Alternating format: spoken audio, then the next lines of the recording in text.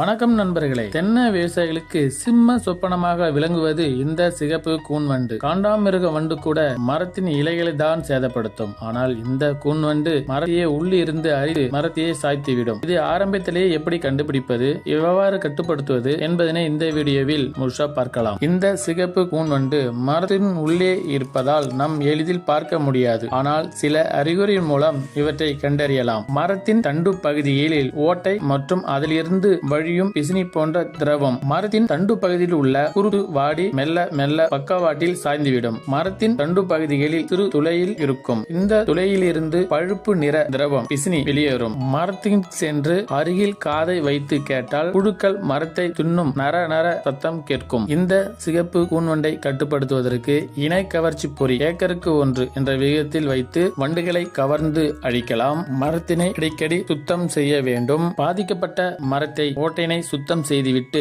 Carbaryl அல்லது பூச்சிக்கொல்லி மருந்து மோனோக்ரோட்டோபாஸ் 10 மில்லி மருந்தினை துளையின் வழியாக ஊசியின் மூலம் செலுத்தி களிமண் அல்லது சிமெண்ட் கொண்டு மூட வேண்டும். தென்னை மரத்தில் உள்ள தேங்காய் அனைத்தும் பறித்துவிட்டு புதிய வேர்களில் பாலித்தீன் கவர் கொண்டு மோனோக்ரோட்டோபாஸ் 10 மில்லி தண்ணீருடன் கலந்து புதிய வேரில் கட்டிவிட வேண்டும். தென்னை விவசாயத்தில் லாபம் பெற மரங்கள் தினமும் கவனிப்பது மிக அவசியம். இந்த தகவல் உங்களுக்கு பயனுள்ளதாக இருந்தால் உங்கள் சக விவசாய நண்பர்களுக்கு பகிருங்கள். மறக்காமல் நமது சேனலை சப்ஸ்கிரைப் பண்ணுங்கள், லைக் பண்ணுங்கள், ஷேர் பண்ணுங்கள்.